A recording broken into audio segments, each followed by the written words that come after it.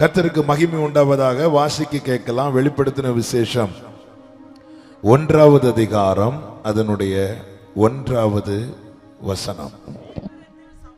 மைக்ல வாசிங்க. வெளிப்படுத்தின விசேஷம் 1வது அதிகாரம் அதனுடைய 1வது வசனம்.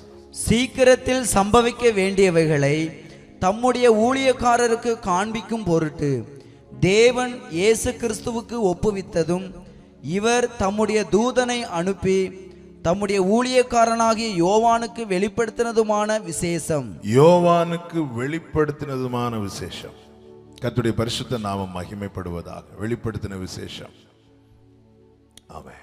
அநேக காரியங்கள் 1வது அதிகாரத்திலிருந்து 22வது அதிகாரம் வரைக்கும் ஆவியான ஒரு அநேக காரியங்களை பத்மு தீவுல வசனத்தின் நிமித்தமாய் கிறிஸ்துவின் நிமித்தமாய் தனித்து விடப்பட்ட யோவானுக்கு கர்த்தர் வெளிப்படுத்தினார்.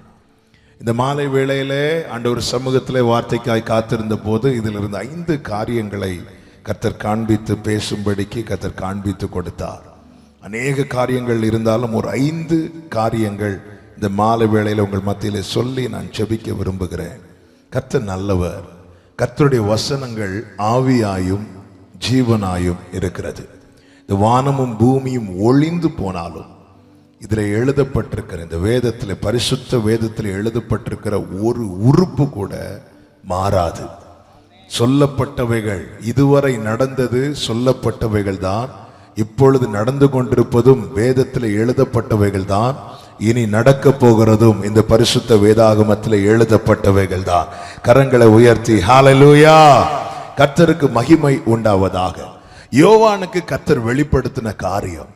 ஆமென். இந்த 1வது அதிகாரம் 2, 3, 4 அதிகாரங்கள்ல இருந்து ஒரு 5 காரியங்கள் ஆமென் உங்கள் மத்தியில் நான் சொல்லி ஆவிக்குரிய கண்ணோட்டத்தோடு உங்கள் மத்தியில் அதை நான் சொல்லி செபிக்க விரும்புகிறேன். முதலாவது அதனுடைய 1வது அதிகாரத்தின் 10 முதல் 13 வரை உள்ள வசனங்களிலே 10வது வசனத்தை வாசிக்க கேட்கலாம். கர்த்தருடைய நாளில் ஆவிக்குள்ளானேன், அப்பொழுது எனக்கு பின்னாலே எக்காளம் போன்ற பெரிதான ஒரு சத்தத்தை நான் கேட்டேன். சத்தத்தை நான் கேட்டேன். ஒரு சத்தத்தை கேட்டேன். 12வது வசனத்தை பாருங்கள். அப்பொழுது என்னுடனே பேசின சத்தத்தை பார்க்க திரும்பினேன். திரும்பின போது 7 பொன் குத்து விளக்குகளையும் அந்த 7 குத்து விளக்குகளின் மத்தியிலே நிலையங்கி தரித்து மார்பருகே பொற்கச்சை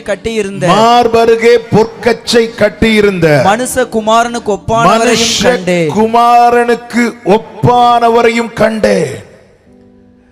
கர்த்தருடைய நாளில் ஆவிக்குள்ளானேன், அப்பொழுது நான் ஒரு சத்தத்தை கேட்டேன்.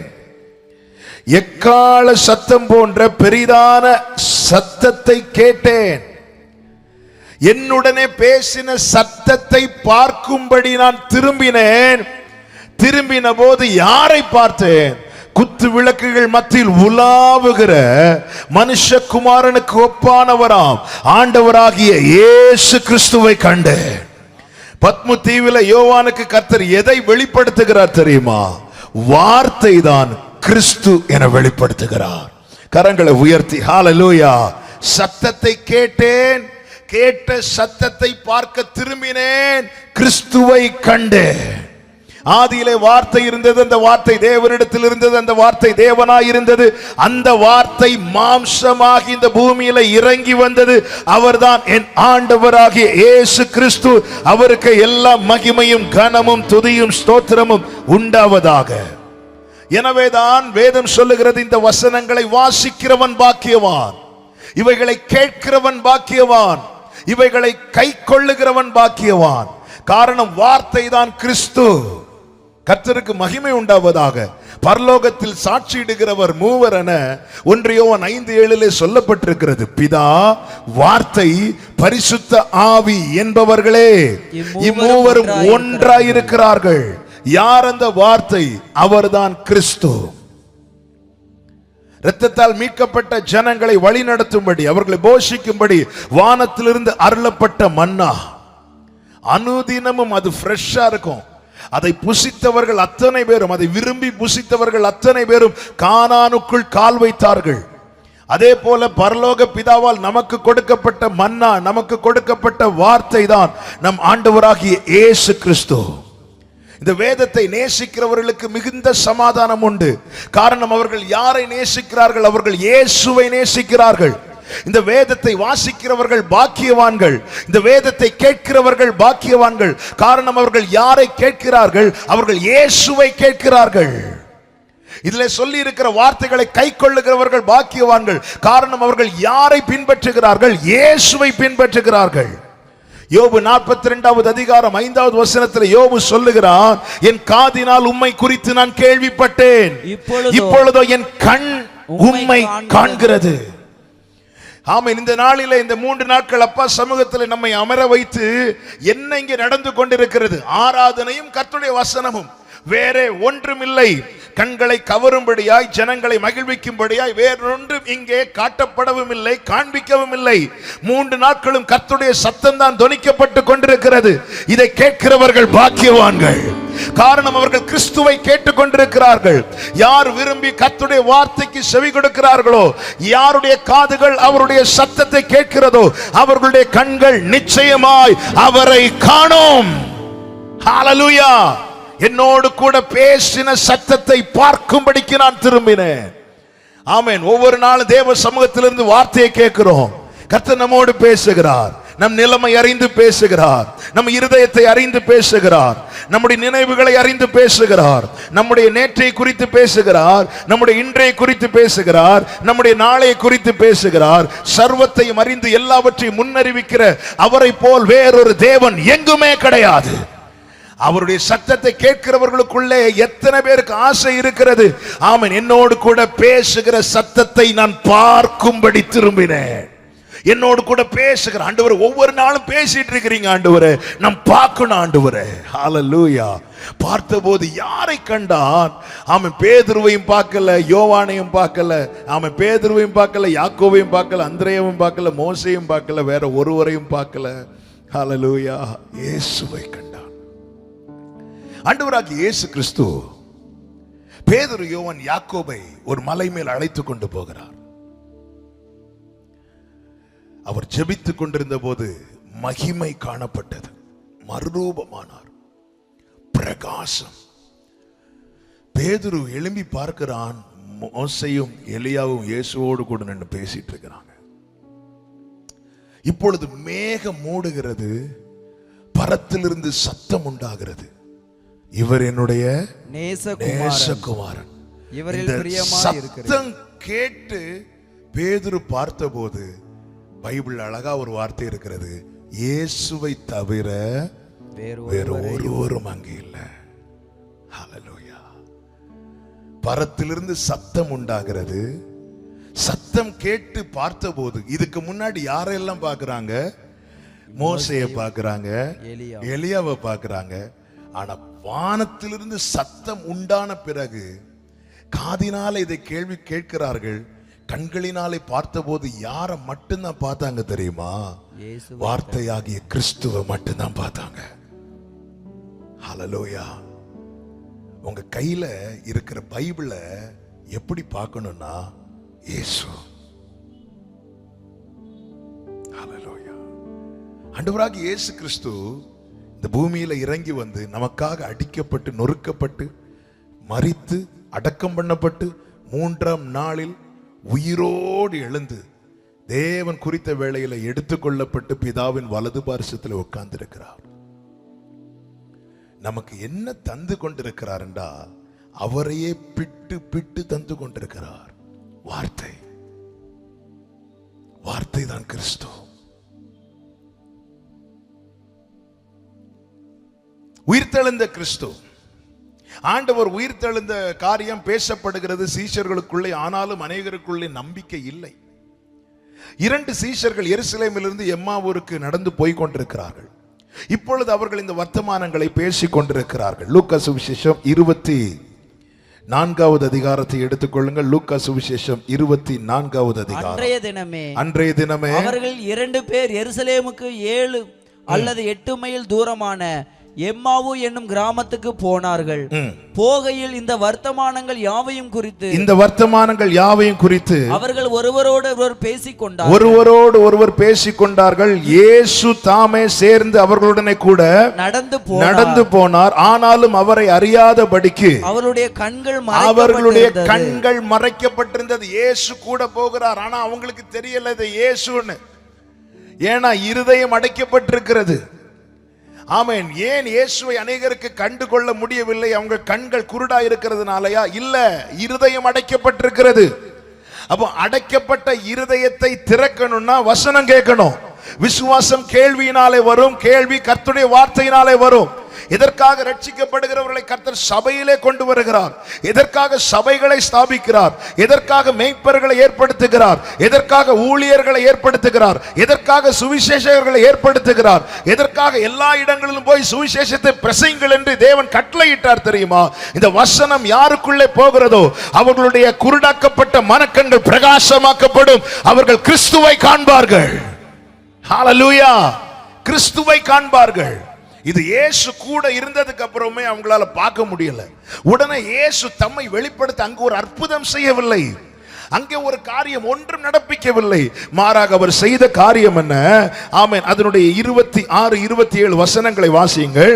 கிறிஸ்து இவ்விதமாய் பாடுபடவும் தமது மகிமையிலே பிரவேசிக்கவும் வேண்டியதில்லையா என்று சொல்லி மோசே முதலிய சகல தீர்க்கதரிசிகளும் எழுதின வேத வாக்கியங்கள் எல்லாவற்றிலும் தம்மை குறித்து சொல்லியவைகளை அவர்களுக்கு விவரித்து காண்பித்தார். ஒரு டீட்டெயிலான பைபிள் ஸ்டடி எடுக்கிறார் ஆண்டவர். தம்மை குறித்து சொல்லியவைகளை விவரித்து காண்பிக்கிறார். இப்பொழுது நடந்த சம்பவத்தை சொல்லுகிறேன்.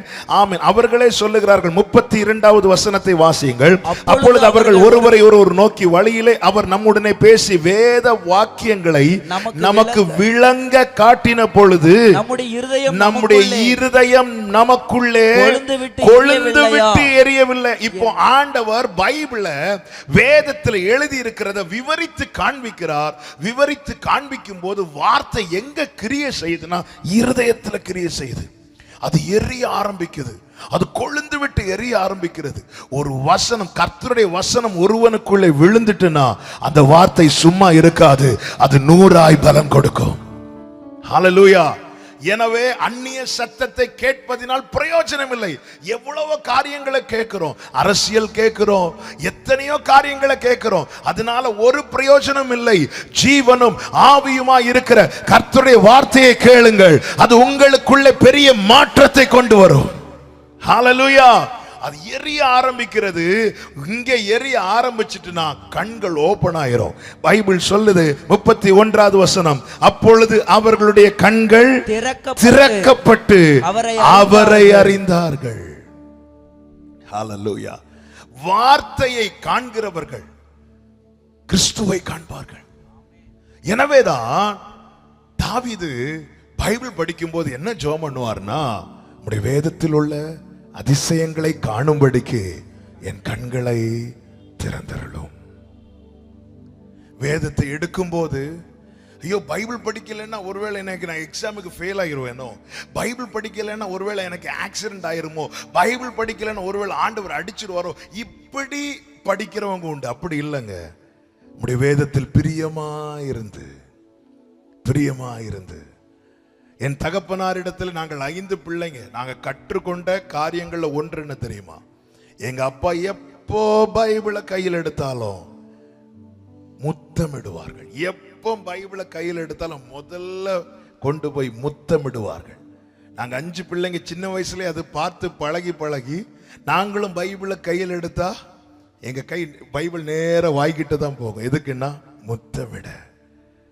ஆமென். எனக்கு ஒரு சின்ன பொண்ணு இருக்கிறா.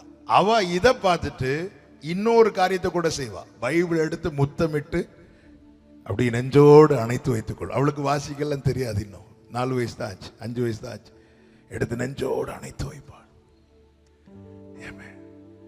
வேதத்தை நம்ம எவ்வளவு நேசிக்கிறோம் நல்லா புரிஞ்சுக்கோங்க. ஆண்டவரை நேசிக்கிறவங்க எல்லாம் கை தூக்க சொன்னா ஆல்மோஸ்ட் எல்லாருமே கை தூக்கிடுவோம். ஏறுங்க சும்மா ஒருத்தங்களை உங்களுக்கு இயேசுவை பிடிக்குமான்னு கேளுங்க, யாருக்குங்க பிடிக்காது சொல்ல, நம்மளை தான் பிடிக்க மாட்டேங்குதுல்ல. இயேசுவை எல்லாருக்குமே பிடிக்கும். நாம எந்த அளவுக்கு இயேசுவை நேசிக்கிறோம் என்பதை எப்படி அறிந்து கொள்ள, நான் எந்த அளவுக்கு வேதத்தை நேசிக்கிறேனோ அவ்வளவுதான் நான் இயேசுவை நேசிக்கிறேன். நான் எந்த அளவுக்கு வேதத்தோடு செலவிடுகிறேனோ அவ்வளவு நேரம் தான் நான் இயேசுவோடு செலவிட விரும்புகிறேன்.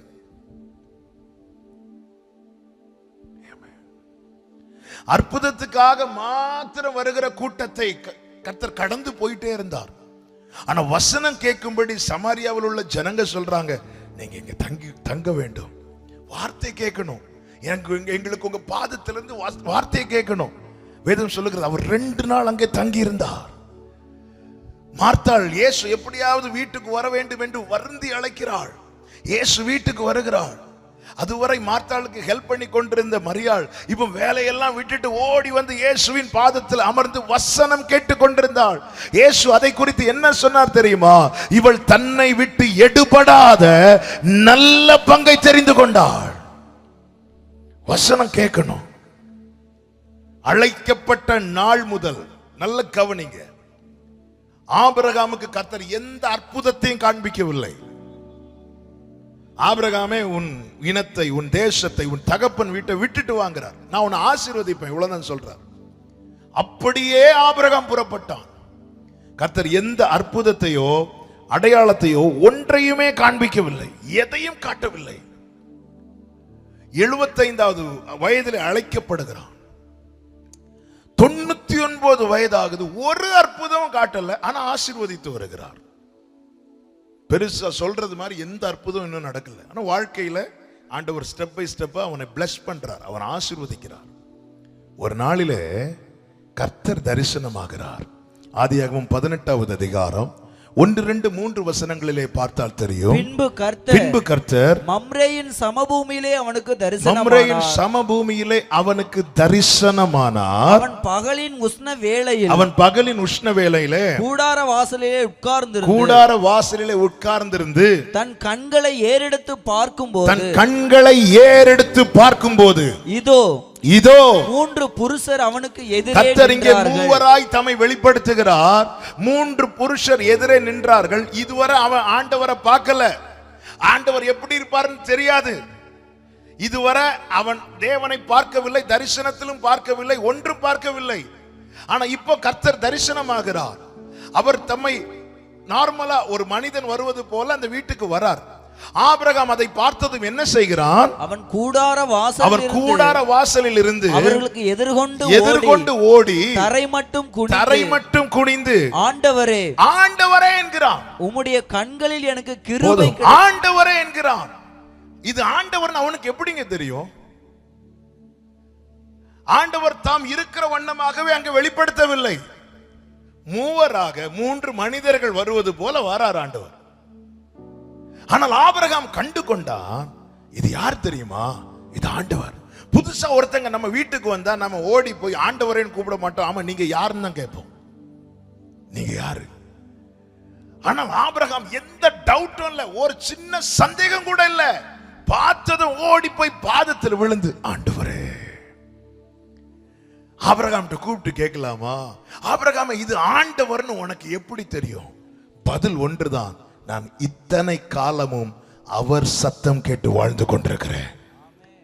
இந்த கடைசி காலத்தில் அநேகர் சொல்லுவார்கள், கிறிஸ்து இங்கே இருக்கிறார் அங்கே இருக்கிறார் என்று சொல்லி அற்புதங்களை அடையாளங்களை காண்பித்து கூடுமானால் தெரிந்து கொள்ளப்பட்டவர்களையும் வஞ்சிக்கத்தக்கதான அற்புதங்களும் அடையாளங்களும் செய்யப்படும் என்று ஆண்டவராக இயேசு கிறிஸ்துவே சொல்லி இருக்கிறார். அப்படி இருக்க யார் சரியாய் கிறிஸ்துவை காண்பார்கள் தெரியுமா? யார் சரியாய் கிறிஸ்துவை அடையாளம் காண்பார்கள் தெரியுமா?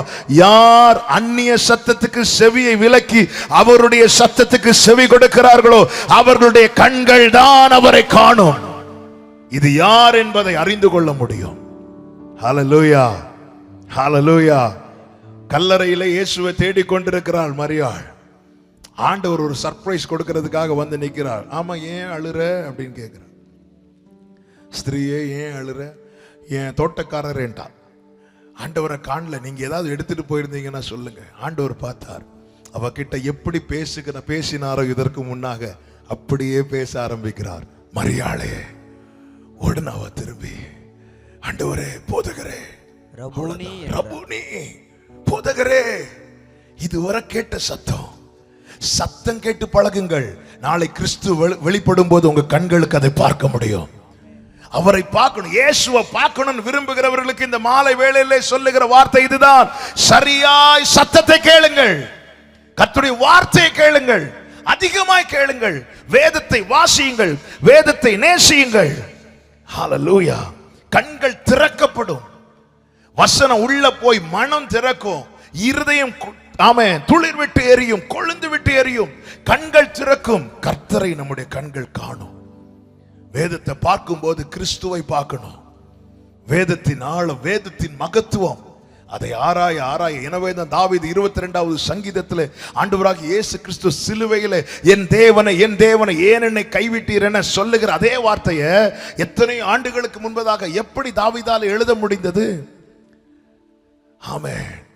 அவருடைய நாமத்தின் நிமித்தம் என்னை நீதியின் பாதையில் நடத்துவார் என்று 23வது சங்கீதம். 22வது சங்கீதத்தில் இயேசுவின் பாடுகளை எழுதுகிறான். 23வது சங்கீதத்தில் அவரை தன்னுடைய மெய்ப்பனாக அறிமுகப்படுத்துகிறான். 24வது சங்கீதத்தில் அவர் மீண்டும் வரப்போகிற ராஜாவாக காண்பிக்கிறார். இதெல்லாம் தாவீதுக்கு எப்படி கிடைத்தது?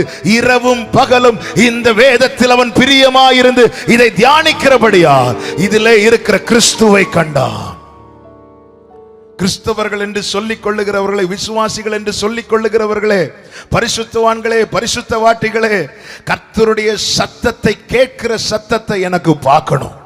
ஹல்லேலூயா. நான் என் காதினால எதை கேட்கிறேனோ அதெல்லாம் நான் பார்க்கணும் ஆண்டவரே. ஆமென். ஆபிரகாம் வாக்குத்தத்தத்தை கேட்டான், வாக்குத்தத்தத்தை பார்த்தான். ஆமென். யோபு சொல்லுகிறான், நான் கேட்டது உம்மை குறித்து, இப்பொழுது நான் உம்மை பார்க்கிறேன். இன்னைக்கு நாம் எதை அதிகமாய் கேட்க விரும்புகிறோம்? எனக்கு என்ன வாக்குத்தத்தம் கொடுப்பாங்க அதை கேட்க விரும்புகிறோமா? இல்ல, அவரை குறித்து நான் கேட்க விரும்புகிறேன். எத்தனை பேருக்கு சொல்ல முடியும் இந்த மாலை வேளையில? பத்மு தீவுல ஆமென் யோவான் கேட்டது யாரை குறித்து தெரியுமா? அவனை குறித்து அல்ல, அவரை குறித்து. ஹல்லேலூயா. இன்னைக்கு எல்லாருக்கும் எதை குறித்து கேட்க விரும்பணும் தெரியுமா? என் பிள்ளைக்கு வேலை கிடைக்குமா கிடைக்காதா சொல்லுங்க.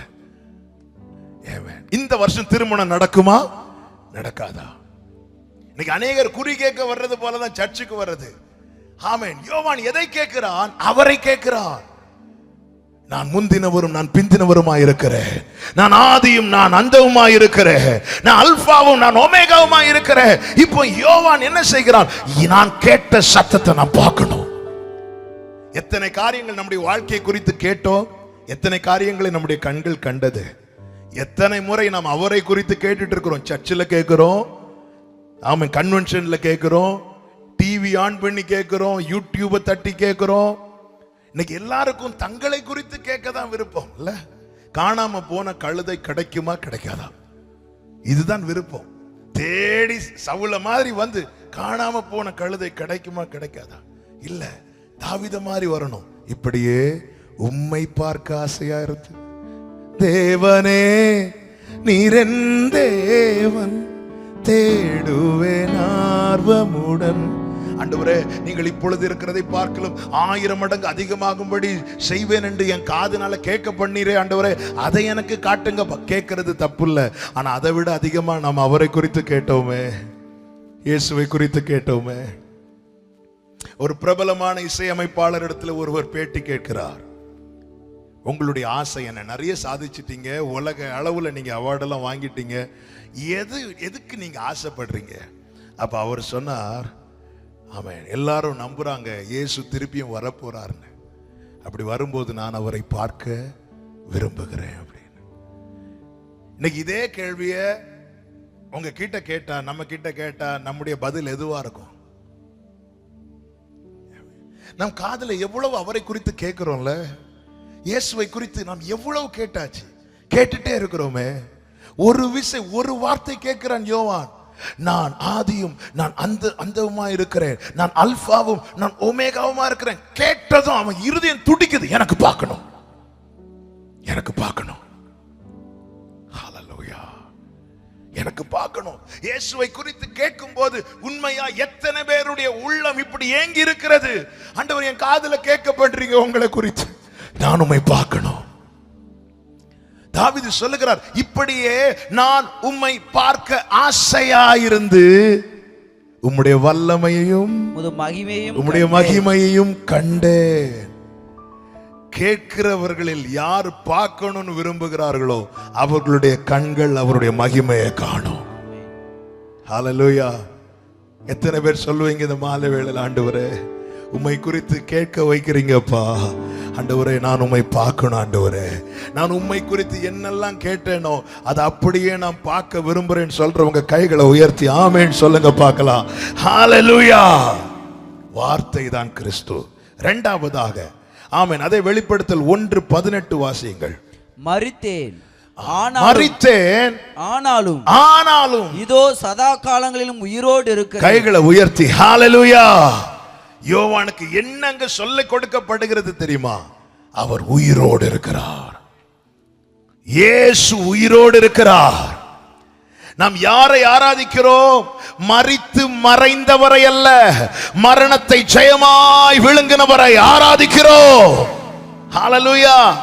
ஒரு தேவ பிள்ளையினுடைய நம்பிக்கையின் அடித்தளமே இதுதான். என்ன தெரியுமா? அவர் உயிரோடு இருக்கிறார். எல்லாம் இழந்தவன் தான். யாருன்னு கேட்டா யோபு. எல்லாத்தையும் இழந்தான். எல்லாம் உடையவனா இருந்து இழந்தவன். ஒண்ணுமே இல்லாம வளர்றவங்க உண்டு, எல்லாம் இருந்து இழந்தவங்க உண்டு.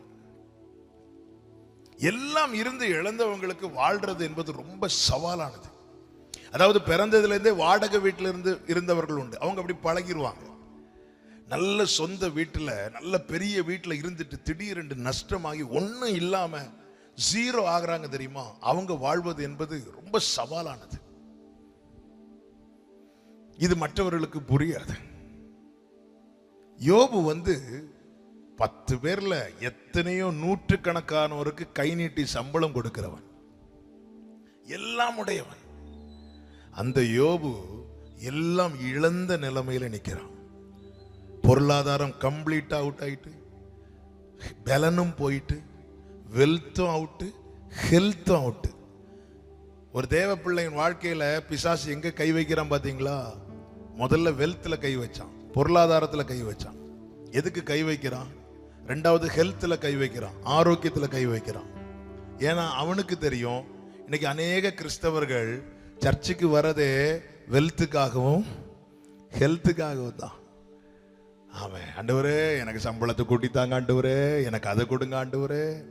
அவன் பார்த்தான், ஆண்டவரே நீங்க அவன் பொருளாதாரத்தில் மட்டும் கை வச்சு பாருங்க, அவன் சரீரத்தில் மட்டும் கை வச்சு பாருங்க. ரெண்டுலையும் கை வச்சான், ஜீரோ ஆக்கிட்டான். இப்போ சரீரத்தில் ஒரு ட்ரெஸ் கூட போட முடியாத நிலைமை, எல்லாம் போயிட்டு. ஆனாலும் கர்த்தர் கொடுத்தார், கர்த்தர் எடுத்தார். ஸ்தோத்திரம் ஸ்தோத்திரம் ஸ்தோத்திரம் சொல்லிட்டு இருக்கிறான். மனைவி பராமரித்து பார்க்கறாங்க, முடியல. ஒரு கட்டத்தில் சொல்றாங்க, தேவனை தூஷித்து ஜீவனை விடும் என்று. அவ சொல்ற, நீ ஏன் தூஷணம் சொல்ற? கர்த்தரிடத்தில் இந்த நன்மையை பெற்ற நாம தீமையை பெற வேண்டாமா சொல்லிட்டு இருக்கிறான். எல்லாம் இழந்த நிலையில யோபுடைய ஸ்டேட்மெண்ட் என்ன தெரியுமா? என்னை கொன்று போட்டாலும் நான் நம்புவேன். என்னை கொன்று போட்டாலும் நான் நம்புவேன். நான் நம்ப காரணம் என்கிட்ட இருக்கிற பணம் அல்ல, நான் நம்ப காரணம் எனக்குள்ள இருக்கிற ஆரோக்கியமும் அல்ல. நான் நம்ப காரணம் ஒன்றுதான், என் மீட்பர் உயிரோடு இருக்கிறார். ஹல்லேலூயா. ஒரு தேவ பிள்ளையினுடைய நம்பிக்கை அதுதான், என் மீட்பர் உயிரோடு இருக்கிறார். பொதுவாகவே அநேகர் வாக்குறுதிகளை தருவாங்கல்ல. கடந்த நாள் ஒரு சகோதரன் சொன்னார், ஆமென் ஹல்லேலூயா, எங்க தாத்தா இருந்திருந்தா இப்போ எங்க நிலைமையே மாறி இருக்கும். ஏன் பிரதர் அப்படி சொல்றீங்க? ஏன் நான் இப்படி எல்லாம் செய்வேன்னு அவர் சொன்னார். அப்புறம் ஏன் செய்யல? இல்ல, அவர் இறந்துட்டார். ஒருத்தங்க மறையும் போது அவர்கள் சொன்ன வாக்குறுதிகள் செல்லாமல் போய்விடும். ஒருத்தங்க அதிகாரத்தை இழக்கும் போது அவர்களால் எதுவுமே செய்ய முடியாமல் போய்விடும். நாம் ஆராதிக்கிறவர் இவை ரெண்டுக்கும் அப்பாற்பட்டவர். அவர் மரித்தேன் ஆனாலும் சதா காலங்களிலும் உயிரோடு இருக்கிறேன் என்று சொல்லுகிறார். எல்லா அதிகாரங்களும் அவருக்கு கீழ்ப்பட்டிருக்கிறது. அப்படியானால் என்னால் உறுதியாய் சொல்ல முடியும், இதில் எழுதியிருக்கிற வார்த்தைகளில் எது எது எனக்காய் சொன்னாரோ அவை அனைத்தையும் செய்ய வல்லவராயிருக்கிறார். என் மீட்பர் உயிரோடு இருக்கிறார். ஹல்லேலூயா. எனவேதான் யோபு சொல்லுகிறார், எனக்கு குறித்திருக்கிறதை நிறைவேற்றுவார், எனக்கு குறித்ததை நிறைவேற்றி முடிப்பவர் நீரே. நாம் எதை வைத்து நம்புகிறோம்? யோபு நம்புறதுக்கு என்று ஒண்ணுமே கிடையாது, ஒரு Dress கூட கிடையாது. ஆறுதல் சொல்ல வந்தவங்க யோபுவின் நிலைமையை பார்த்து 7 நாள் பேசாமலே இருந்தாங்களாம். யாருக்கு என்ன சொல்ல முடியும்? ஒன்னும் சொல்லவும் முடியாது, செய்யவும் முடியாது. ஆனாலும் யோபு சொல்றார், எனக்கு குறித்தது நிறைவேற்றுவார், எனக்கு குறித்தது நிறைவேற்றுவார். அவர் என்னை சோதித்த பின்பு நான் சுத்த பொன்னாக விளங்குவேன். யோபு கூட்டு, என்ன யோபு ரொம்ப பைத்தியம் பிடிச்சிட்டா யோபுவே, எல்லாம் போய் டவுன் ஆயிட்டீங்களே, என்ன உங்களுக்கு இந்த எதை வச்சு நீங்க சொல்றீங்க? யாராவது உங்களுக்கு ஆஃபர் பண்ணாங்களா? இல்ல எங்கேயாவது பணத்தை டெபாசிட் பண்ணி வச்சிருக்கிறீங்களா? அல்லது எங்கேயாவது உங்களுக்கு சொத்து இருக்குது? உங்களுக்கு தான் எல்லாமே அவுட் ஆயிட்டு, எதை வச்சு சொல்றீங்க? ஒரே ஒரு கார், என் மீட்பர் உயிரோடு இருக்கிறார். பத்மு தீவுல எதற்காக தூக்கி போட்டான்? யோவானின் முடிவை எழுதுவதற்கு. யோவானுக்கு கர்த்தர் சொல்லுகிறார், அவன் செத்தவனை போல பாதத்தில் விழுந்தானா. தட்டி, பயப்படாத, நான் உயிரோடு இருக்கிறேன், பயப்படாத, நான் உயிரோடு இருக்கிறேன், ஒண்ணுமே இல்லை ஆண்டவரே. செத்தவனை போல பாதத்தில் விழுந்தவன் என்றால் ஒண்ணுமே இல்லை, எல்லாம் டவுன், மூச்சு மட்டும் இருக்கு. அவனுக்கு தேவன் கொடுக்கிற நம்பிக்கை என்ன தெரியுமா? பயப்படாத, நான் உயிரோடு இருக்கிறேன். இந்த மாலை வேளையில எத்தனை பேர் இருக்கிறீங்க? எப்படி எல்லாம் இழந்துட்டு ஆண்டவரே, ஏதோ உயிர் மட்டும் இருக்கு, உயிர் மட்டும் இருக்கு. இனி நான் எதை வச்சுப்பா நம்புறதுக்கு? இனி நம்புவதற்கு என்ன இருக்கிறது ஆண்டவரே? இந்த மாலை வேளையில் இந்த சத்தத்தை எங்கிருந்து யார் கேட்டுக்கொண்டிருந்தாலும் உங்கள் நம்பிக்கையின் வாழ்க்கையை துளிர்விட வைக்க கர்த்தர் சொல்லுகிறார், அவர் உயிரோடு இருக்கிறார். கைகளை உயர்த்தி ஹalleluya, உயிரோடு இருக்கிறவர். ஆமென். சீஷர்கள் எல்லாம் பயந்து போய் வீட்டை பூட்டிட்டு இருக்கிறாங்க. பயம் உள்ள வந்துட்டுனாலே சந்தோஷம் போயிடும், பயம் உள்ள வந்துட்டுனாலே தைரியம் போயிடும், பயம் உள்ள வந்துட்டுனாலே சமாதானம் போயிடும், பயம் உள்ள வந்துட்டுனாலே நிம்மதி போயிடும். இந்த பயம் மிகப்பெரிய எதிரி. ஆமென். இந்த பயம் ஒருவனுக்குள்ள வந்துட்டுனா அது அவனை பாடாப்படுத்தும், அவனை தூங்க விடாது, அவனை சாப்பிட விடாது. ஒரு சின்ன சத்தம் கேட்டா கூட அவன் பயந்து விடுவான், அவனால் நிம்மதியா படுக்க முடியாது. இவர்கள் எல்லாம் பயப்பட காரணம் என்ன? இவர்களோடு இருந்த இயேசு மரித்து விட்டார். இவர்கள் கண்களுக்கு முன்பாக அவரை சிலுவையில் அறைந்து அவர் மரித்தார், அவரை அடக்கம் பண்ணிட்டாங்க. எல்லா நம்பிக்கையும் இப்பொழுது அடக்கம் பண்ணப்படுகிறது. கர்த்தருக்கு மகிமை உண்டாவதாக. அவர் மரித்தார், அவரை சிலுவையில் இருந்து இறக்கி கல்லறைக்குள்ளே கொண்டு வைத்து கல்லை அதன் மேல மூடி வைக்கிறாங்க. வேதத்தில் அருமையான ஒரு வார்த்தை உண்டு, பரலோகத்தில் வீற்றிருக்கிறவர் நகைப்பார். பரலோகமே சிரிச்சிருக்கும்ல. ஒரு சின்ன குகைக்குள்ள இவரை வச்சு அதுக்கு மேல ஒரு கல்லை மூடி வைக்கிறாங்களா. உள்ள இருக்கிறவர் யார் தெரியுமா? கண்மலை. கண்மலையை கல்லை வச்சு மறைக்க முடியுமாங்க? பரலோகத்தில் வீற்றிருக்கிறவர் நகைப்பார். ஆமென். எதிராக நின்ன கூட்டம் நினைச்சிருக்கோம், இவர் கதையை நம்ம முடிச்சிட்டோம். எதை வச்சு? ஒரு சின்ன கல்லை வச்சு. உள்ள இருக்கிறது யார் தெரியுமா? கண்மலை. கண்மலை ஆனவரை கல்லை வச்சு மறைக்க முடியுமா? அதை விட அடுத்த காமெடி, அதுக்கு மேல சீல் வைக்கிறாங்க, முத்திரை போடுறாங்க இல்ல, சுற்றி பூட்டு போட்டு. அவர் யார் தெரியுமா? பூட்டக்கூடாதபடி திறக்கிறவர். அவருக்கு இவங்க பூட்டு போடுறாங்க, நம்பர் லாக் 101 போட்டுட்டு நிக்கிறாங்க. உள் பரலோகம். அடுத்த காமெடி என்ன அப்படின்னா, காவல் காக்கிறதுக்கு 2 சோட்டா பசங்களை கொண்டு போய் ஃப்ரண்ட்ல நிறுத்துறாங்க. உள்ள இருக்கிறது யார் தெரியுமா? சேனைகளின் கர்த்தர்.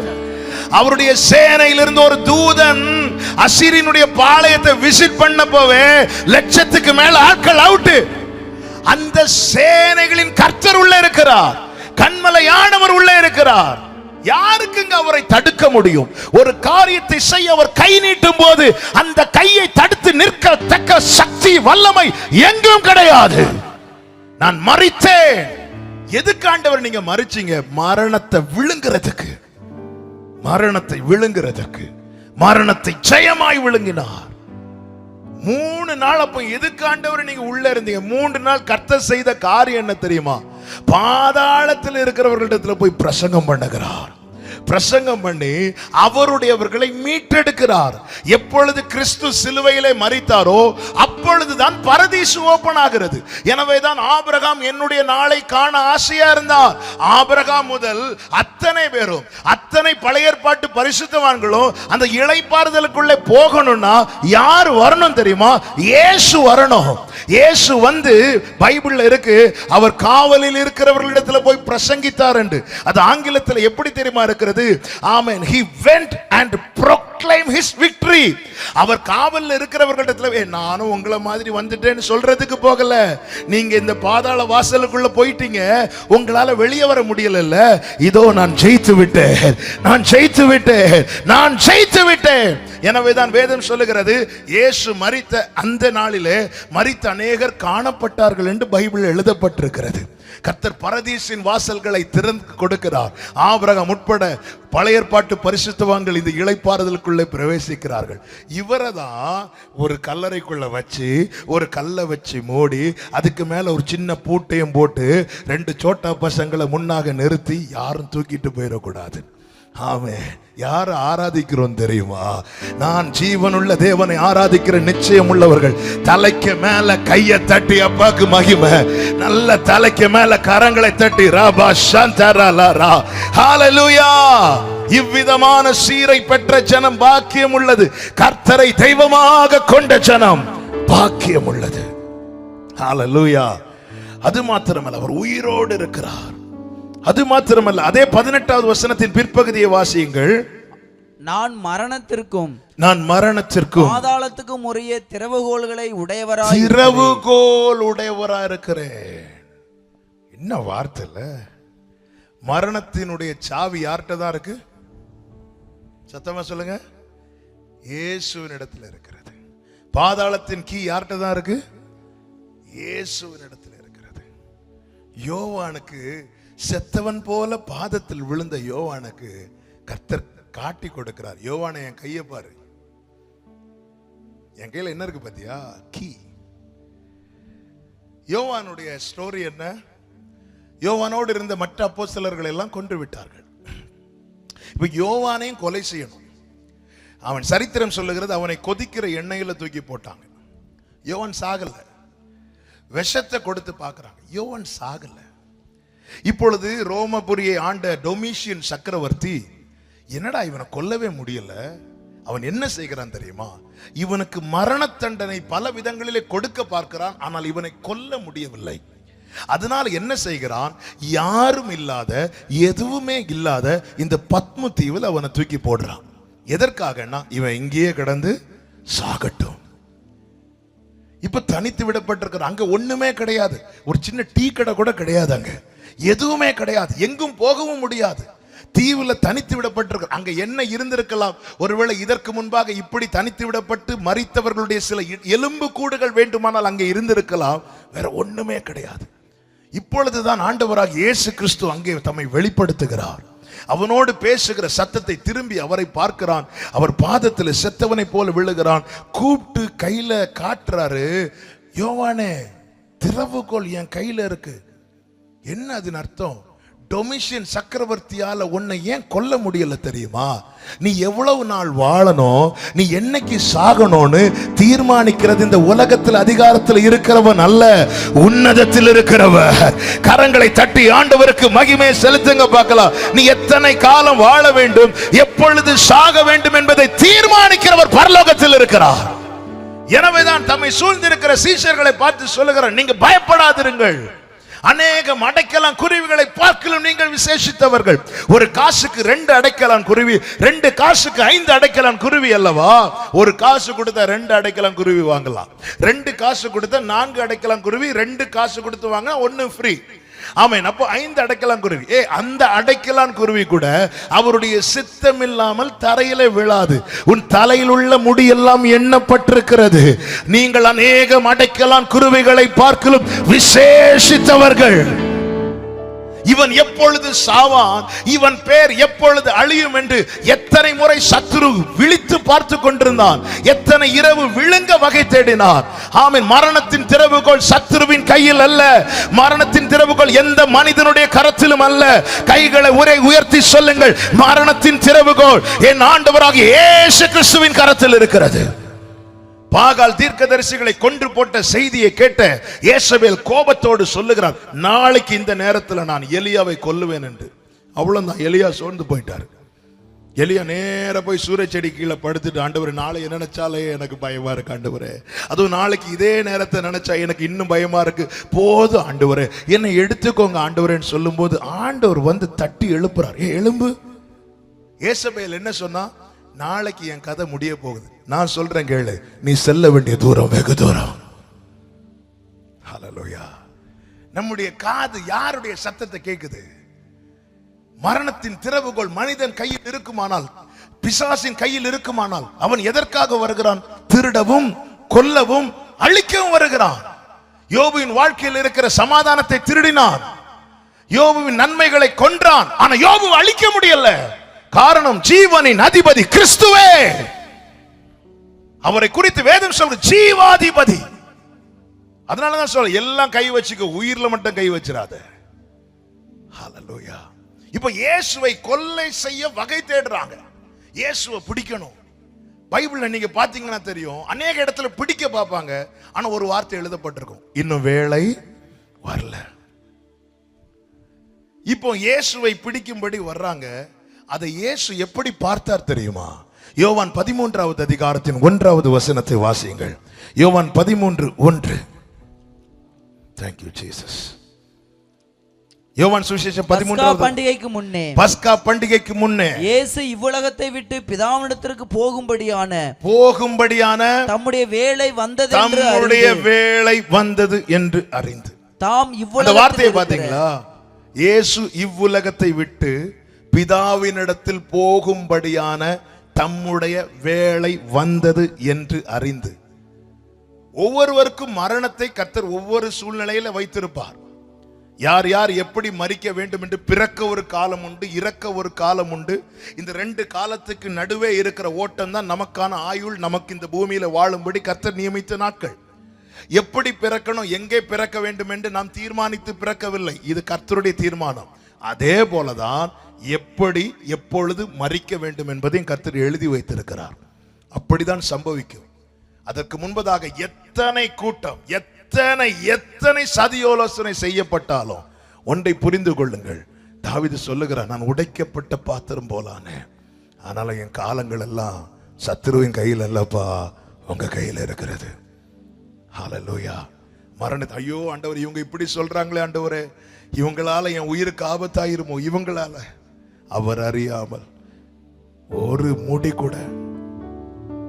ஹல்லேலூயா. உன்னை தொடுவோன் என் கண்மணியை தொடுவதாக உரைத்ததாலே. யோவானே எவ்வளவு ட்ரை பண்ண பாத்தியா? ஆமென். அப்போ கேட்கலாம், அப்போ ஏன் பேதுருவெல்லாம் கொலை செய்ய அனுமதித்தார்? பேதுருவின் ஓட்டம் முடிந்தது. பேதுருவின் ஓட்டம் முடிந்தது. யோவானின் ஓட்டம் முடியல. 2017 எனக்கு ஒரு பெரிய ஆக்சிடென்ட் வந்துச்சு. சென்னையில் ஒரு மீட்டிங் முடித்து பஸ்ல வந்துட்டு இருக்கிறேன். ஒரு சனிக்கிழமை மீட்டிங் முடிச்சு சனிக்கிழமை இரவு ஒரு ஸ்லீப்பர் பஸ்ல சென்னையிலிருந்து நாகர்கோயிலுக்கு வந்துட்டு இருக்கிறோம். ஸ்லீப்பர் பஸ்ல எனக்கு அந்த லோயர் பெர்த்தில் நான் படுத்திருக்கிறேன். காலையில் திருநெல்வேலிக்கு முன்னாடி கங்கை கொண்டான் அப்படிங்கிற ஒரு இடம், அது பக்கத்தில் பஸ் வந்துட்டு இருக்கிறது. ஒரு 4:45 காலையில், ஒரு 4:45 என்னை யாரோ தட்டி எழுப்பின மாதிரி இருந்துச்சு. நான் எழும்பி பார்க்குறேன், இன்னும் திருநெல்வேலியே வரல. எப்படியும் இன்னும் 2 மணிக்கு ஆகும் நாகர்கோயில் வருவதற்கு, ஞாயிற்றுக்கிழமை அதிகாலையில். அதனால என்ன பண்ணலாம், நம்ம கொஞ்ச நேரம் படுத்திருந்தேன். நான் ஸ்தோத்திரம் பண்ணிட்டு இருக்கிறேன். என் பேக் இருக்கிறது, என் மொபைல் இருக்கு, பைபிள் இருக்கு, எல்லாத்தையும் எடுத்து பேக்கில் வச்சுட்டு, பேக் ஒரு சைடில் வச்சுட்டு படுத்து, அந்த என்னுடைய பர்த்லேயே நான் படுத்திருந்து அப்படியே ஸ்தோத்திரம் பண்ணிகிட்டே இருக்கிறேன். இது அனைத்து ஒரு 5 நிமிஷம் நடக்குது.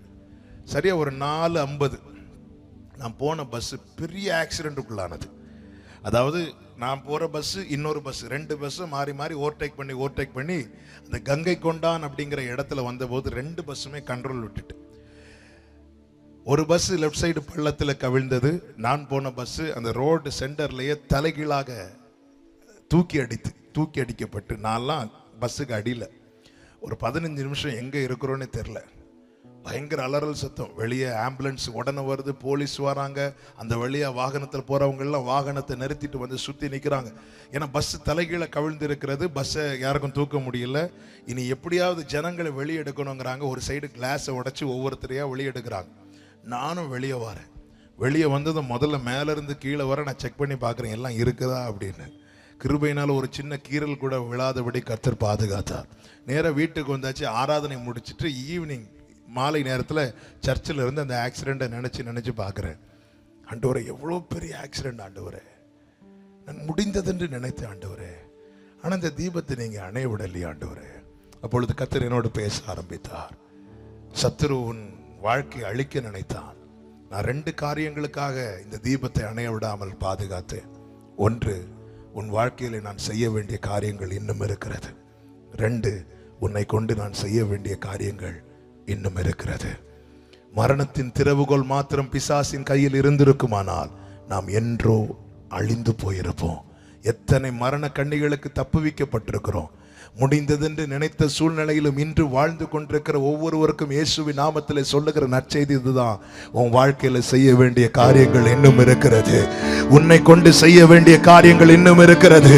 நம்புகிறவர்கள் மாத்திரம் கரங்களை தட்டி ஆண்டவருக்கு மகிமை, என்னை வாழ வைத்திருப்பதற்கு ஒரு நோக்கம் உண்டு என்று சொல்லுகிறவர்கள் நல்ல கரங்களை தட்டி ஹalleluya. மரணத்தின் திறவுகோல் அவர் கையில. யேசபேல் முடிவு எழுதுறார். கர்த்தர் சொல்றே, நீ ஏன் இங்க படுத்திருக்க? உனக்கு இங்க என்ன வேலை? நீ எழும்பு, நீ செல்ல வேண்டிய தூரம் வெகு தூரம். எனக்கான முடிவு பரலோகத்தில் எழுதப்பட்டிருக்கிறது என்று நம்புகிறவர்கள் மாத்திரம் வலது கரத்தை உயர்த்தி சத்தமா ஆமென் சொல்லுங்க பார்க்கலாம். ஹalleluya. டாக்டர்ஸ் எழுதுவதல்ல உங்களுடைய முடிவு, மனிதன் சொல்வதல்ல உங்களுடைய முடிவு. சிலுவையிலே அறையப்பட்டு தொங்கப்பட்டவர்கள் சில மணி நேரம் கழித்து பிரமாணம் என்ன, சட்டம் என்ன, அத்தனை பேருடைய முட்டுக்கு கீழே உடைக்கணும். இயேசுவோடு கூட 2 கள்ளர்கள் தொங்கப்படுகிறார்கள். நேரம் தாண்டி விடுகிறது. இப்பொழுது அந்த முட்டுக்கு கீழே உடைக்கணும். ராஜாவின் சட்டம் அது. அந்த சட்டத்தை நிறைவேற்றலைன்னா பெரிய தண்டனைக்குட்படுவார்கள் அந்த பொறுப்புல இருக்கிறவங்க. இப்போ அந்த முழங்கால் கீழே முறிக்கிறவன் வருகிறான். 2 பேருக்கு முழங்கால் கீழே முறிக்கிறான். இவருடைய முழங்கால் கீழே முறிக்கப்படல. ஏனென்றால் ஆல்ரெடி எழுதப்பட்டு விட்டது. அவருடைய எலும்புகளில் ஒன்றாகிலும் முறிக்கப்படுவதில்லை. ஆமென். இந்த உலகத்தில் இருக்கிற எந்த சட்டத்தை விடவும் வல்லமை உள்ளது பரலோகம் எழுதி கொடுத்த பரிசுத்த வேதாகமம். ஹalleluya. உங்களை குறித்து என்ன எழுதப்பட்டிருக்கிறதோ அதுதான் நடந்தது, அதுதான் நடக்கும். அனைத்து அதிகாரங்களும் என் ஆண்டவராகிய இயேசு கிறிஸ்துவுக்கு கீழ்ப்பட்டிருக்கிறது. யோவானே, டொமிஷியன் உன் முடிவை டொமிஷியன் எழுத நான் சொல்லல யோவானே, இது என்னுடைய தீர்மானம்.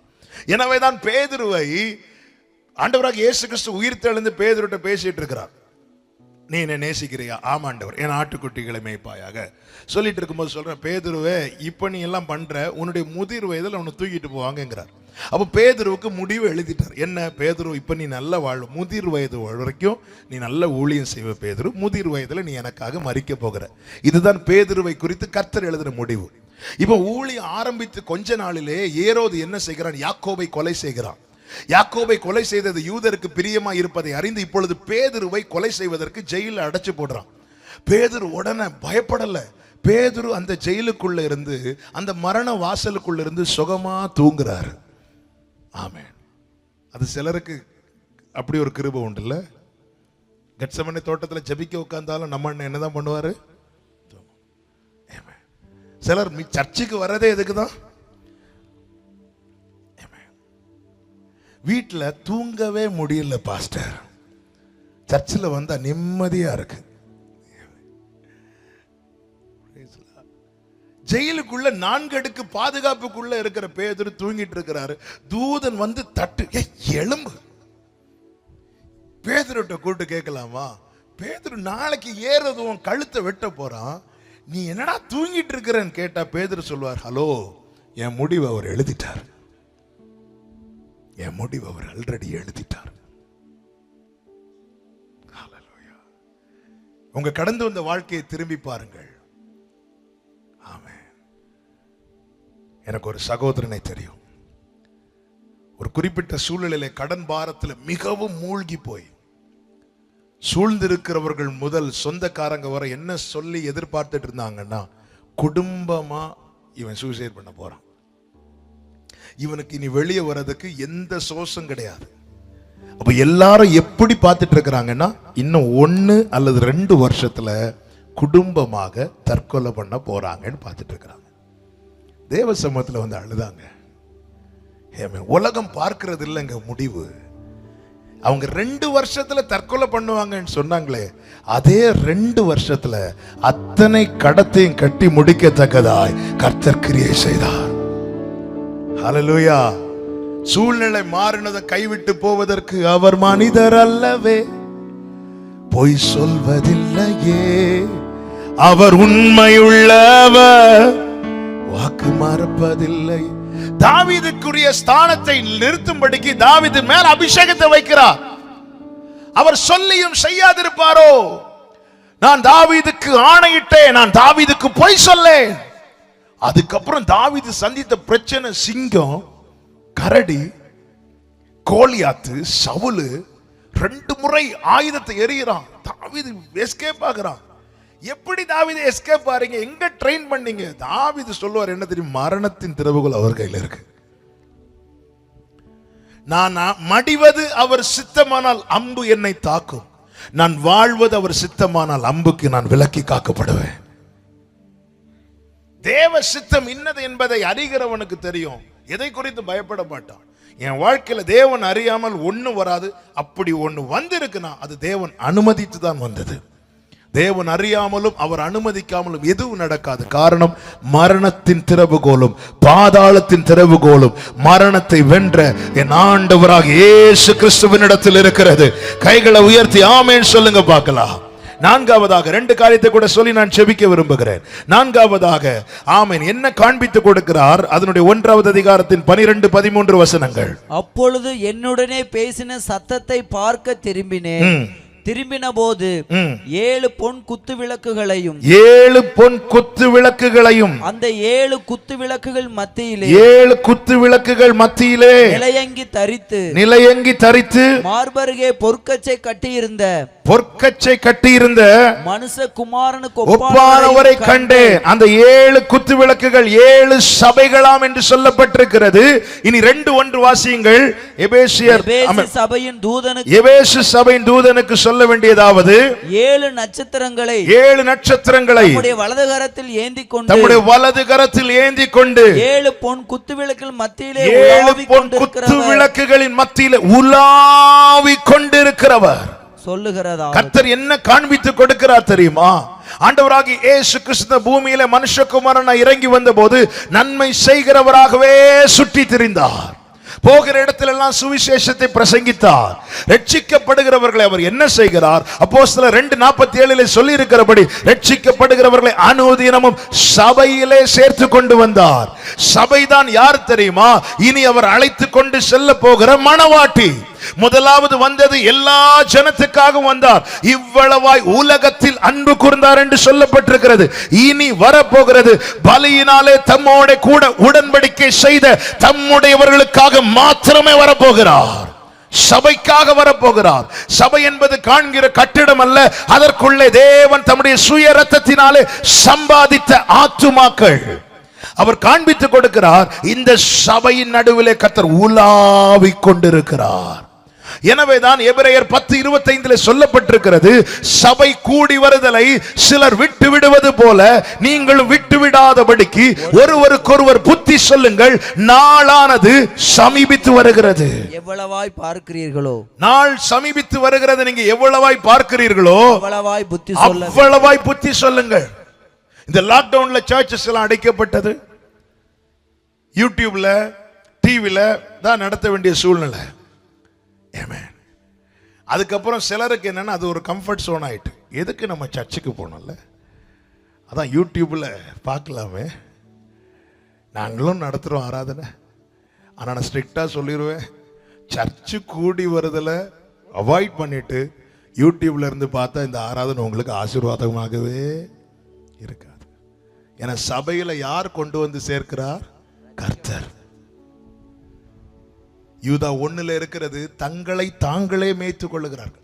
எங்க பாஸ்டருக்கு அவ்வளவு பிரசங்கம் வரலங்க, எனக்கு தெரிந்த அளவுக்கு கூட எங்க பாஸ்டருக்கு தெரியல. சிலர் சொல்லுவாங்க, பார்த்திருக்கீங்களா, இவர்கள் யார் தெரியுமா? தங்களை தாங்களே மேய்த்துக் கொள்ளுகிறவர்கள். ஆண்டவர் வான் பண்றார், நான் உலாவுகிற இடத்துல நீ இருக்கணும், நான் உலாவுகிற இடத்துல இருக்கணும், அவர் உலாவுகிற இடத்துல நாம இருக்கணும். ஆமென். சபை கூடி வருதலை விட்டு விடாதிருங்கள். ஆமென். முதலாவது எல்லாருக்கும் சுவிசேஷத்தை அறிவிங்க, எல்லாருக்கும் சுவிசேஷத்தை அறிவிங்கன்னு தான் சொன்னார்.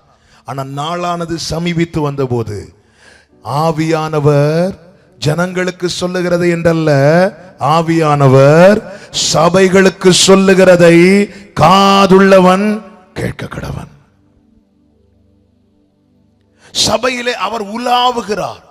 அவர் உலாவுவதற்கு ஏற்றார் போல நம்முடைய சபை காணப்பட வேண்டும், நம்முடைய கூடி வருதல் காணப்பட வேண்டும். அவர் உலாவுவதற்கு முன்னே செய்கிற 2 காரியம் இருக்கிறது.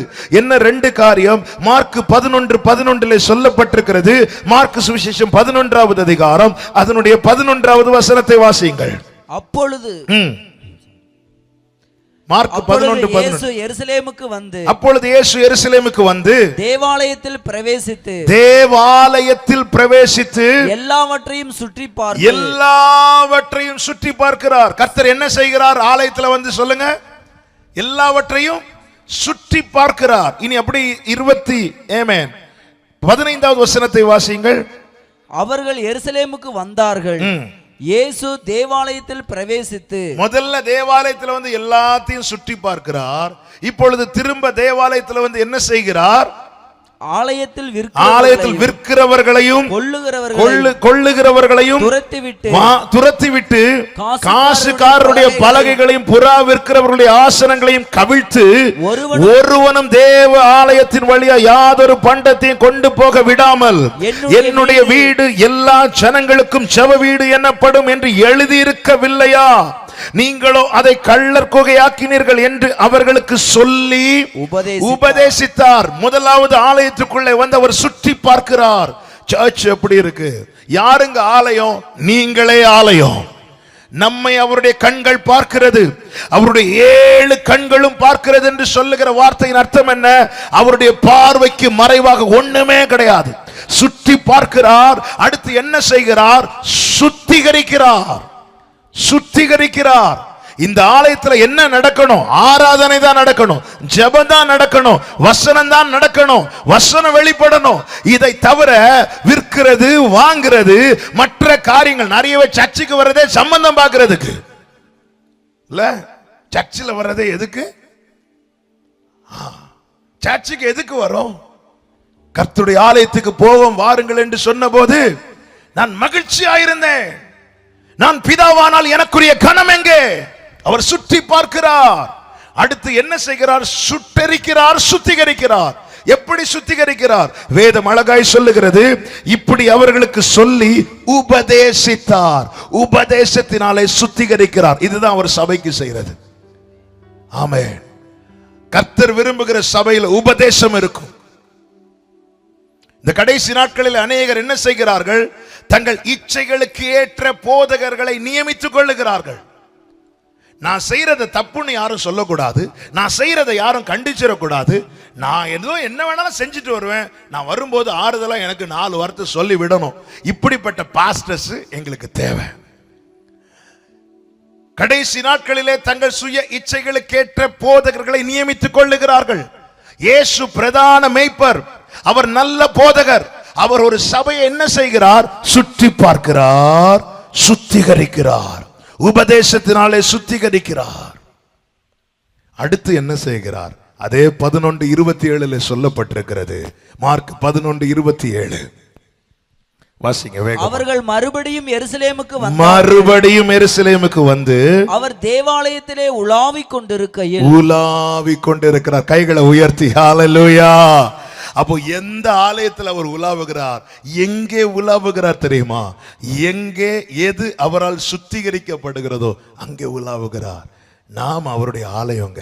ஹalleluya. நம்முடைய குடும்பம் அவருடைய ஆலயங்க. நம்முடைய சபை அவருடைய ஆலயம். வார்த்தையினால் சுத்திகரிக்கப்படும். நேற்று செய்தியில் அதுதான் ஆவியானவர் திரும்ப திரும்ப பேசினார். அவர் உட்கார்ந்து சுத்திகரித்து கொண்டிருக்கிறார். ஹalleluya. அருமையான ஒரு பாடல் உண்டு. எங்கள் மத்தியில் உலாவிடும் எங்களோடென்றும் வாசம் செய்யும். நம்ம குடும்பத்தை ஆண்டவர் கரத்துல வைக்கணும். ஆண்டவரை நீங்க பாருங்க, ஆண்டவரே பார்த்து எது எது உங்களுக்கு பிடிக்கலையோ கவிழ்த்து போடுங்க ஆண்டவரே. சுத்திகரிங்க ஆண்டவரே. விட்டு கொடுக்கணும். இன்னைக்கு சுத்திகரிக்க ப்ராசஸ். இன்னைக்கு எல்லாருக்கும் சுகம் வேணும், சுத்திகரிப்பு வேண்டாம். ஆமென். அற்புத விடுதலை பெருவிழானா பயங்கர கூட்டமா இருக்கும் இல்ல? சுத்திகரிப்பு கூட்டம்னா 10 பேர் 15 பேர்.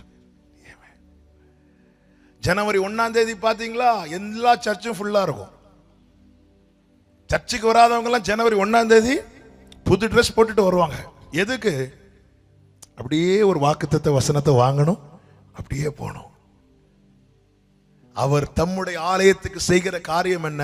சுற்றி பார்க்கிறார், சுத்திகரிக்கிறார், அதற்கு பிற்பாடே உலாவுகிறார். என் வீடு அவருடைய ஆலயமா இருக்கணும்னு எத்தனை பேர் விரும்புறீங்க? எத்தனை பேர் விரும்புறீங்க? கைகளை உயர்த்தி சொல்லுங்க. சுத்திகரிங்க ஆண்டவரே. எங்கள் குடும்பத்தில் உலாவிடும் எங்களோடென்றும். மறந்துடாதீங்க. Mark 11:11, mark 11:15, mark 11:27. அவர் தேவாலயத்தில் வராரு, பார்க்கிறாரு, போறாரு. வராரு, எல்லாத்தையும் கவிழ்த்து போடுறாரு, சுத்திகரிக்கிறார், கிளீன் பண்றாரு, போறாரு, திருப்பி வராரு, உலாவுகிறார். ஹல்லேலூயா. இந்த சுத்திகரிக்கிற process கொஞ்சம் பெயின்ஃபுல்லா இருக்கும். எனவே தான் எச்சரிக்கிறார். எபேசு முதல் லவோதிக்கேயா சபை வரைக்கும் 7 சபையும் கூப்பிட்டு சொல்றார், உன் கிரியைகளை அறிந்திருக்கிறேன், உன் கிரியைகளை அறிந்திருக்கிறேன், உன் கிரியைகளை அறிந்திருக்கிறேன். நீ மனம் திரும்பு. நீ இப்படியே இருந்தா நான் வாந்தி பண்ணி போடுவேன். எதற்கு எச்சரிக்கிறார் தெரியுமா? உபதேசம் எதற்கு கொடுக்கப்படுகிறது? சுத்திகரிக்க. தம்மோடு இருந்த சீஷர்களுக்கு சொல்லுகிறார், நான் சொன்ன உபதேசத்தினாலே இப்பொழுது நீங்கள் சுத்தமாயிருக்கிறீர்கள். அவர் சபைக்கு முக்கியத்துவம் கொடுக்கிறார். இந்த எச்சரிப்பு எல்லாம் முடித்த பிறகு வெளிப்படுத்தின விசேஷம் 4வது அதிகாரம் அதனுடைய 1வது வசனம். இவைகளுக்கு பின்பு இதோ பரலோகத்தில் திறக்கப்பட்டிருந்த ஒரு வாசலை கண்டேன். இவைகளுக்கு பின்பு சபையே கேள், தேவ ஜனமே கேள். ஆமென். வேண்டியதெல்லாம் கொடுத்து, வார்த்தைகளை கொடுத்து, உபதேசத்தை கொடுத்து, சபைக்கு கொடுக்க வேண்டிய அத்தனை சட்டங்களையும் அத்தனை உபதேசத்தையும் கொடுத்த பிற்பாடு, ஆமென், யோவான் பார்க்கிறான். இவைகளுக்கு பின்பு வாசியுங்கள். இதோ பரலோகத்தில் திறக்கப்பட்டிருந்த ஒரு வாசலை கண்டேன். அடுத்த வார்த்தை, முன்னே எக்கால சத்தம் போல என்னுடனே பேச. இந்த வார்த்தை நல்லா, முன்னே எக்கால சத்தம் போல என்னுடனே பேச நான் கேட்டிருந்த சத்தம். அந்த சத்தம் தான் 1வது அதிகாரத்திலே நாம் முதல் பாயிண்ட்ல பார்த்தோம். சத்தம் கேட்டவனுக்கு திருப்பியும் சத்தம் கேட்கப்படும். அப்பொழுது கேட்கிற சத்தம் என்ன தெரியுமா? இங்கே ஏறி வா.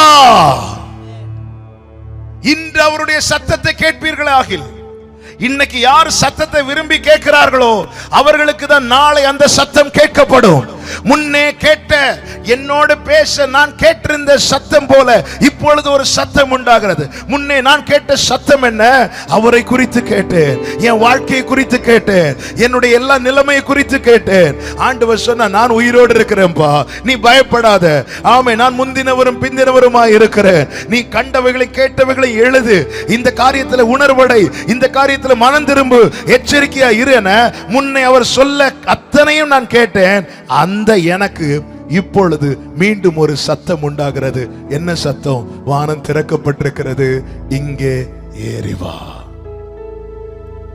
கர்த்தருடைய சத்தத்தை கேட்கிற சபையே கடைசி நாட்களிலே எடுத்துக்கொள்ளப்படும்.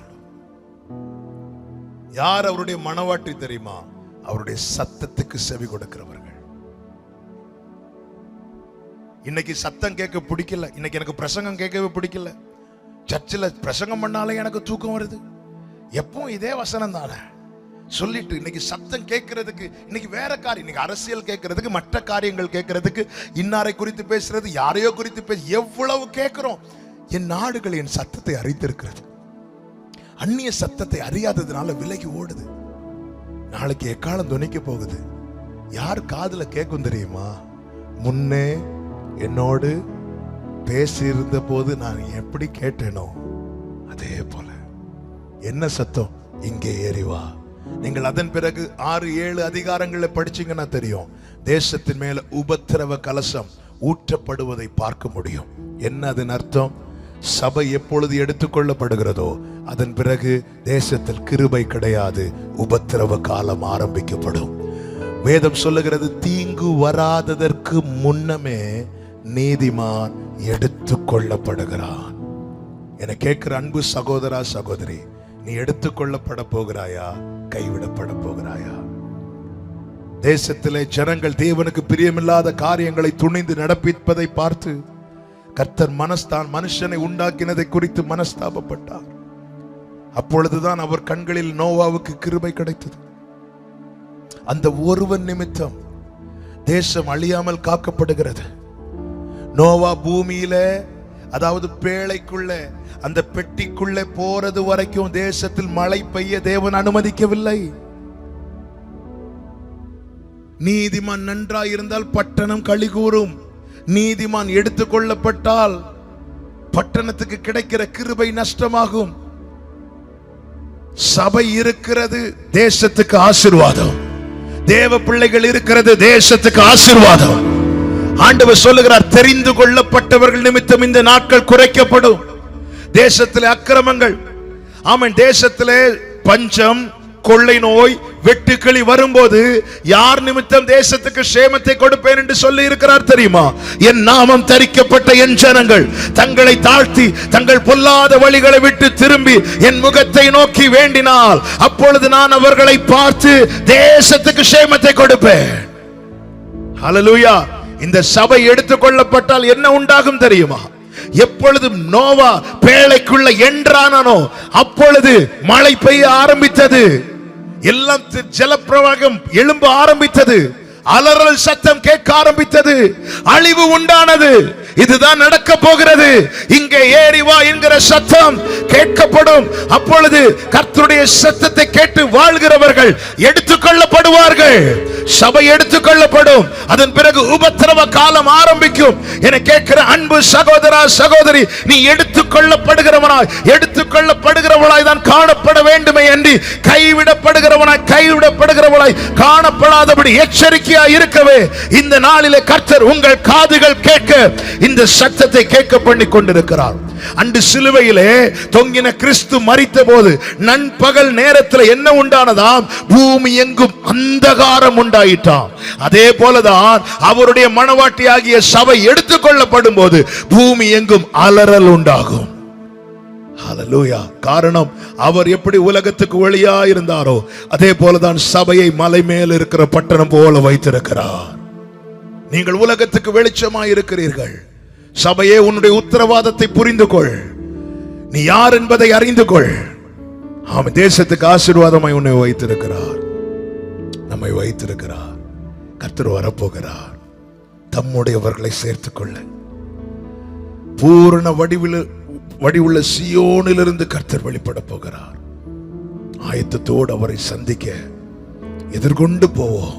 செய்ய வேண்டியது ஒன்னே ஒண்ணுதான். முன்னே நான் கேட்டிருந்த அந்த எக்கால சத்தம், அவருடைய வார்த்தைக்கு செவி கொடுக்கிறவர்கள் பாக்கியவான்கள். கர்த்தருடைய சத்தத்தை அறிந்து சித்தத்தை செய்ய ஒப்பு கொடுங்கள். காலம் சமீபிக்கிறது. நம்முடைய ஓட்டமும் வேகமாய் ஓடிக்கொண்டிருக்கிறது. ஒன்று நம்முடைய முடிவு அல்லது கர்த்தருடைய வருகை. ரெண்டுல ஒண்ணு கண்டிப்பா நடக்கதான் போகுது. எங்கே போக போகிறோம்? ஆமென். முற்பிதாக்கள், பரிசுத்தவான்கள் எல்லாரும் அவருடைய சமூகத்தில் இளைப்பாறிக் கொண்டிருக்கிறார்கள். எக்கால சத்தம் தொனிக்கும் போது கிறிஸ்துவுக்குள் மரித்தவர்கள் முதலாவது எழுந்திருப்பார்கள். அப்பொழுது நாம் உயிரோடு இருந்தால் பின்பு நாமும் அவரோடு கூட எடுத்துக்கொள்ளப்படுவோம். இந்த வார்த்தைகளாலே ஒருவருக்கொருவர் தேற்றுங்கள் என்று தெசலோனிக்கேயருக்கு எழுதும் போது பவுலை கொண்டு ஆவியானவர் எழுதினார். இந்த பூமியில நீ எதை இழந்தாலும் உனக்காய் ஆயத்தமாக்கப்பட்ட அந்த நித்தியத்தை இழக்காதிருக்க எச்சரிக்கையாயிரு. சபையே, ஆவியானவர் சபைகளுக்கு சொல்லுகிறதை காதுள்ளவன் கேட்க கடவன். கேட்கிறவனுக்கு நாளைக்கு அந்த எக்கால சத்தம் கேட்கும். கர்த்தர் சொல்லுவார், இங்கே ஏறிவா, இங்கே ஏறிவா. அத்தனை காதுகளும் இந்த சத்தம் கேட்பதாக. வலது கரத்தை உயர்த்தி ஆமென் சொல்லுங்க பார்க்கலாம். எல்லாரும் இருக்கிற இடத்துல எழுந்து நிற்கலாமா? ஹalleluya.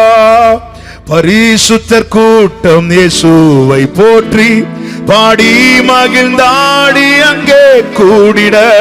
பரிசுத்தர் கூட்டம் இயேசுவை போற்றி பாடி மகிழ்ந்தாடி அங்கே கூடிட.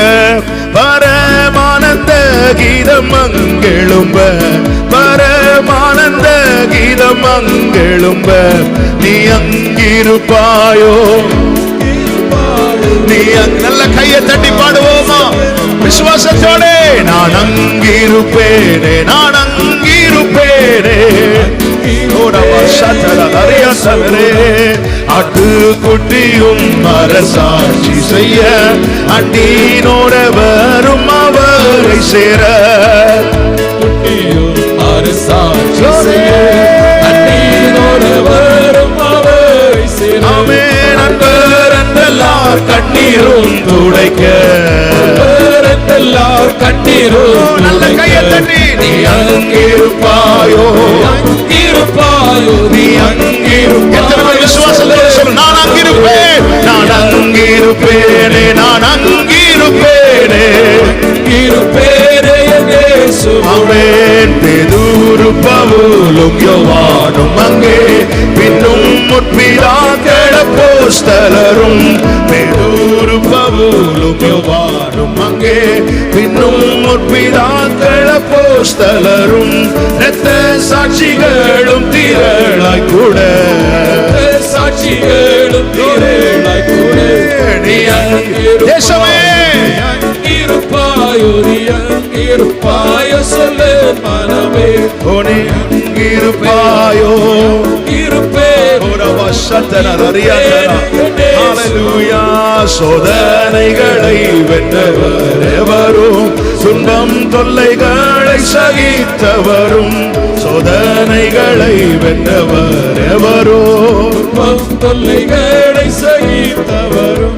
ஜோதி ரூபமாய் சொல்லுகள் ஜொலிக்க, ரூபமாய் சொல்லுகள். ஆமென். நீ அங்கிருப்பாயோ, அங்கிருப்பாயோ, நீ அங்கிருப்பாயோ சொல்லு மனமே. நான் அங்கிருப்பேனே, அங்கிருப்பேன். ஹalleluya. கன்னிகையை போல் கர்த்தர் சபை என்று மன்னர் மணாளன் இயேசுவை மணந்து. கன்னிகையை போல் கர்த்தர் சபை என்று மன்னர் மணாளன் இயேசுவை மணந்து. பின்னும் சொல்லறிதாம் நிலை ருசிக்க, பின்னும் சொல்லறிதாம் நிலை ருசிக்க. நீ அங்கிருப்பாயோ, அங்கிருப்பாயோ. ஹalleluya. ஆமென். நான் அங்கிருப்பேனே, இருப்பேனே. விசுவாசத்தோடு நான் அங்கிருப்பேன், நான் அங்கிருப்பேனே, இருப்பேனே. நான் அங்கிருப்பேனே. ஆமென். நான் அங்கிருப்பேனே, ஹalleluya. நான் அங்கிருப்பேன், இருப்பேனே. நான் அங்கிருப்பேன், ஹalleluya. நல்ல கரங்களை தட்டி, முழு பலத்தோடு கரங்களை தட்டி. ஹalleluya, ஹalleluya.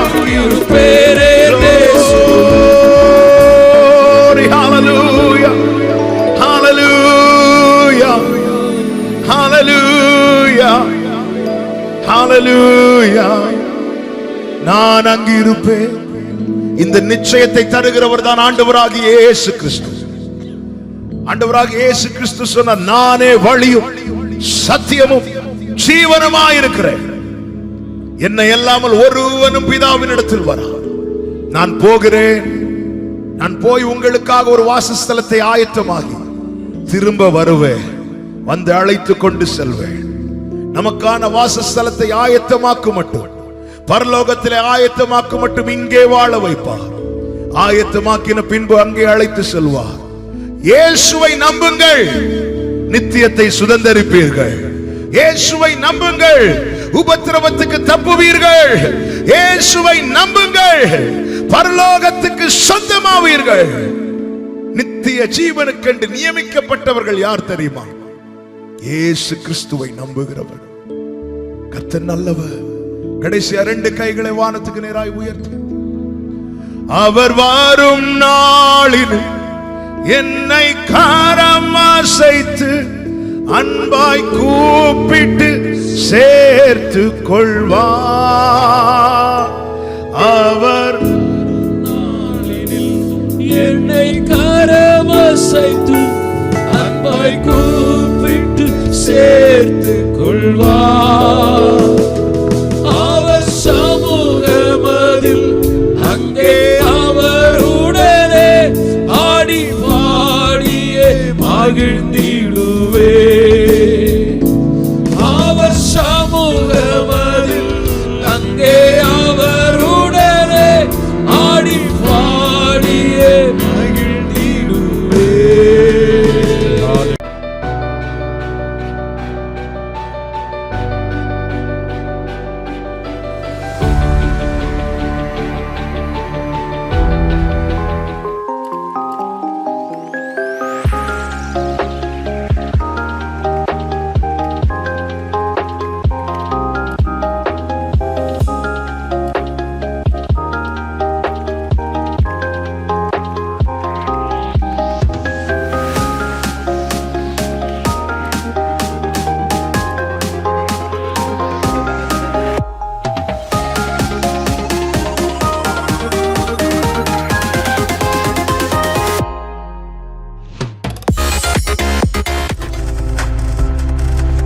நீங்கள் பார்த்துக் கொண்டிருப்பது உங்கள் ஜாய் டிவி. உங்கள் துக்கம் சந்தோஷமாய் மாறும்.